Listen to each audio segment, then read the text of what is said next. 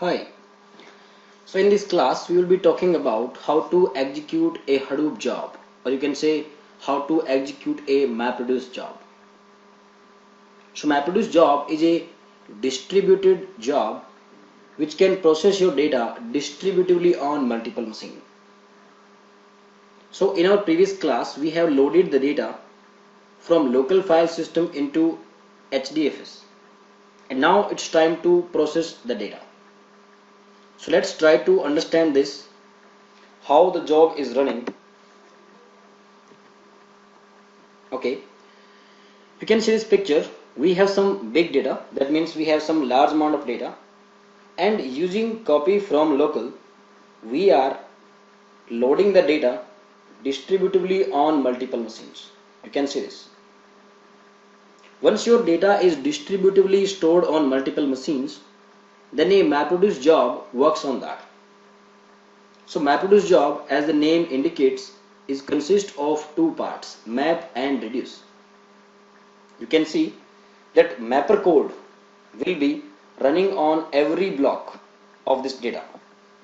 So mapper is running, and what mapper is producing is the intermediate output. That means once we are submitting some job to the master machine, and master machine is distributing that job among multiple slave machines. So every slave machine is doing its own individual part without bothering about what other machines are doing. So the individual part of the job every slave machine is doing is known as map. And then on the output of mapper, one more logic will be applied. You can say that reducer will be merging your intermediate output and producing the useful output data. You can see that. But this useful output data is stored on HDFS. The client who has given us some input data, the client is expecting that we will generate some useful output, some useful statistics which can help the client to enhance their business. So using copy to local, just like we can copy the data from local file system to HDFS, similarly we have another command and we can copy the useful output from HDFS to local file system. So this is how a MapReduce job is running. You can say that between the input data and the output data there is MapReduce. So data is flowing from input data to map, from map to reduce, and from reduce to final output directory. So now let's try to do this thing practically.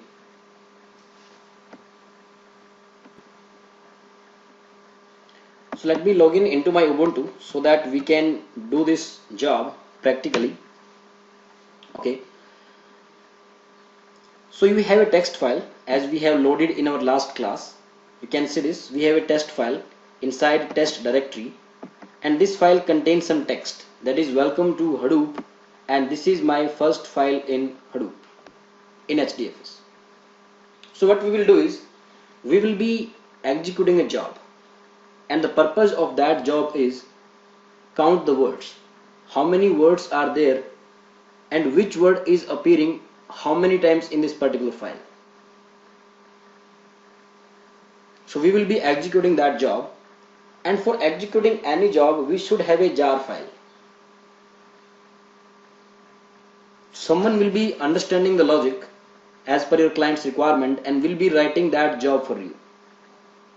So now I will be executing that jar and we will prepare some output.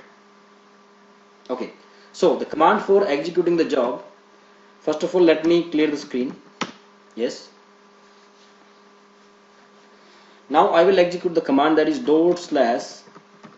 /Hadoop jar, then the jar path. So I have a jar.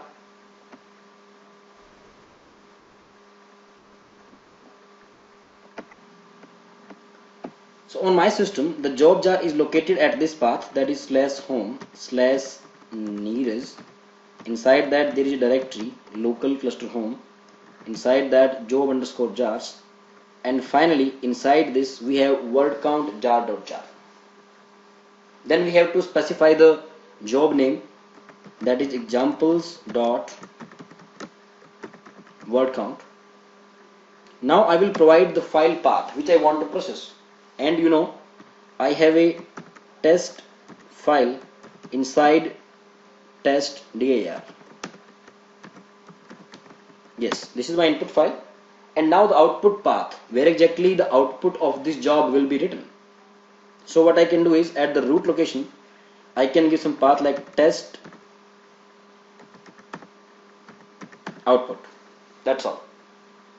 This is a command for executing a Hadoop job. But before executing this command, the jar should be ready with you. So I will press enter now, and your job will start. There are so many things displayed over the terminal, but you can see this thing, running job and then some job ID. Every job will be having a unique job ID. Initially, map and reduce both are 0% complete, and the data will be moving from input file to mapper. That's why mapper is 100%, reducer is 0, and then mapper and reducer both are 100%. Ultimately, your MapReduce job has been completed. So does that mean that we can check the output? Yes, you can do that. Either you can check the output from the terminal, or you can do it from the browser. I think we can try it from the browser, because we have already browsed our input data on the browser. Now let's explore the output data on the browser. So I will be opening the browser now. Yes, I will go back. You will find a directory.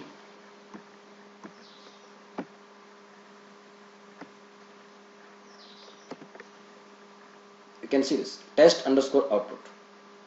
So I will click on this. Inside that there are multiple things, but the things which are starting with underscore, these are system files and directories. The output file which contains our output is the last file, this one. So I can click on this and I can see the output.